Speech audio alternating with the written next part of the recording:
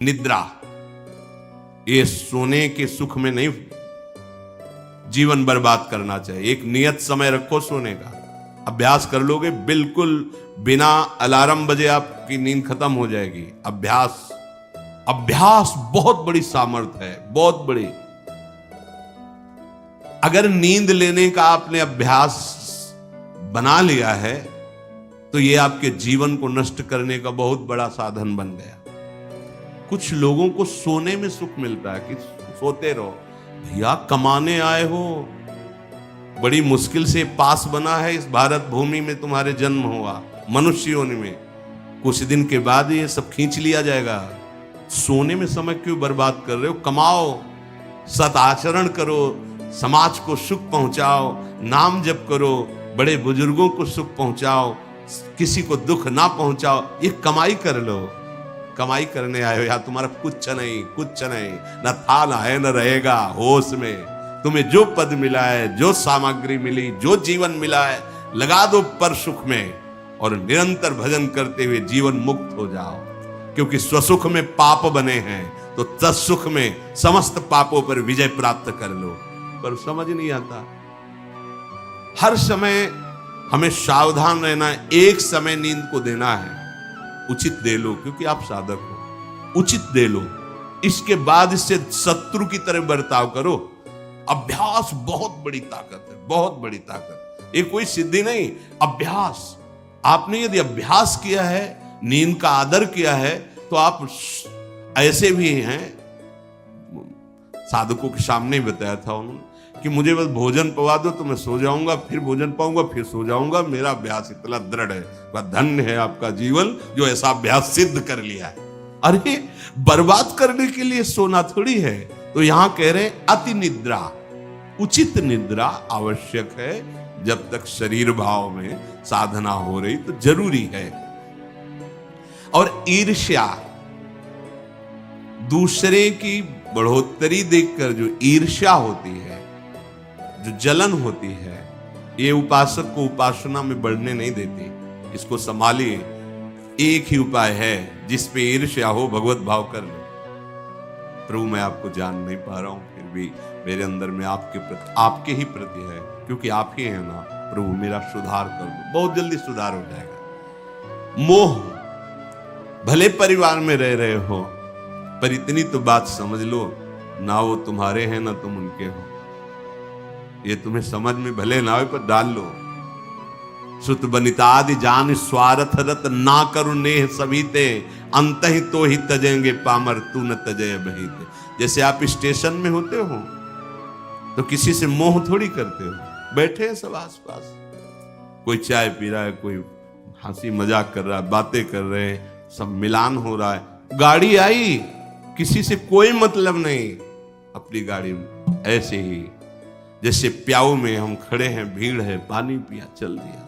ऐसे ही आपको समय मिला है 70 वर्ष, 80 वर्ष, 100 वर्ष, उन जनों के बीच में रहकर अपनी गाड़ी का इंतजार करो और भगवत प्राप्ति करके अपने परम धाम जाओ।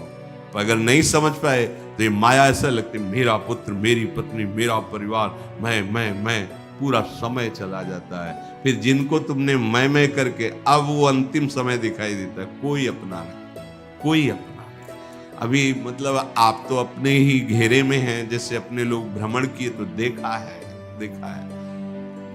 रो रहे हैं, उनके परिवार वाले उनसे बात भी नहीं करते। अवस्था ऐसी है कि डंडा के सहारे 2-4 कदम चल सकते हैं। वस्त्र मल से कौन साफ करे उनका। ऐसी, ये नहीं कि वो किसी एक की बात हो। इस स्वार्थी संसार कोई किसी का नहीं। तो हम ये नहीं कहते कि भाग जाओ, हम ये कहते उन्हीं के बीच में रहकर उनके हृदय में विराजमान प्रभु से अनुराग करो, ना कि देह से। देह एक सीमित समय वाला है, तुम्हारा भी और उनका भी छूटेगा। भगवत भाव करके खूब प्रेम करो, खूब सेवा सबकी करो। भगवत भाव विहीन आसक्ति तुम्हारे पतन का कारण बन जाएगी, जिसे मोह कहते हैं। मोह सकल व्याधिन कर मूला, ये मूल है, ये बहुत दुख देने वाला है। तृष्णा, भोगे हुए भोग को बार बार भोगने की इच्छा का नाम तृष्णा। ये डाइन है, इसे शास्त्रों में कहा गया है, ये डाइन है, कभी आघाती नहीं है। ये तृष्णा रूपी डाइन सबके हृदय में बैठी है। हर भोग को बहुत बार भोगा फिर भी भोगने की चाह, इसी का नाम तृष्णा है। और कायरता, जो नहीं होना चाहिए उसमें बहुत उत्साहित है, जो करना चाहिए, जो होना चाहिए उसमें, उसे कायरता कहते हैं। ये कायरता साधक में अगर है तो परमार्थ विहीन कर देगी। दूसरों के गुणों में दोष देखना और निंदा करना, द्वादशैते महादोषा, ये महान दोष है। धृतराष्ट्र जी से कह रहे सनत सुजात जी, इन्हीं दोषों के कारण हृदय में बैठे हुए भगवान का साक्षात्कार नहीं होता। ये प्राणों का नाश करने वाले, ये प्रज्ञा का नाश करने वाले, ज्ञान नेत्रों को ये ढक देने वाले दोष हैं। शोक, क्रोध, लोभ, काम, मान, अत्यंत निद्रा, ईर्ष्या, मोह, तृष्णा, कायरता, गुणों में दोष देखना और निंदा करना, ये 12 महान दोष साधक की साधना का नाश करने वाले हैं। भगवत अनुभव इन्हीं के कारण नहीं हो पाता। भगवान हृदय में है पर हमें अनुभव क्यों नहीं होता? इन 12 दोषों के कारण। राजेंद्र, जो लोलुप पुरुष, क्रूर कर्म करने वाला, कठोर वाणी बोलने वाला, कृपण स्वभाव वाला, मन ही मन दूसरों के प्रति जलने वाला और अपनी प्रशंसा करने वाला है, वो निश्चय ही भगवत मार्ग में नहीं चल पाता है, भगवत मार्ग का वर्ण नहीं कर पाता है। जो संभोग में मन लगाने वाला, हृदय में विषमता रखने वाला, अत्यंत अभिमानी स्वभाव वाला, दान दे करके जलन करने वाला, मैंने क्यों दे दिया, दान देकर जलन करने वाला, आत्म श्लाघा करने वाला और असमर्थ होकर अपनी बड़ाई, लंबी लंबी बातें करने वाला, ऐसा पुरुष भी परमार्थ पर चलने की योग्यता खो देता है। सच्ची हो या झूठी, निंदा करनी ही नहीं है। सद वा परिवादो ब्रह्मणस्य ना सस्यते नरक प्रतिष्ठास्ते वही शूर एवं कुर्वते जनाहा। बोले इसमें क्या, मैंने देखा ऐसा ऐसा ऐसा? तो शास्त्र कह रहा है कि तुम देखो भगवान को, सर्वम खलमिदम ब्रह्म ने नानास्ति किंचित, देखा तुमने? सत्य वस्तु को तो देखा नहीं। तो कह रहे सद वा परिवादो, झूठी हो या सच्ची, किसी की भी निंदा नहीं करनी। बोले हम तो सत्य बोलेंगे, तो सत्य को जाना तुम, सत्य एक है, सच्चिदानंद में है, उसको जाना।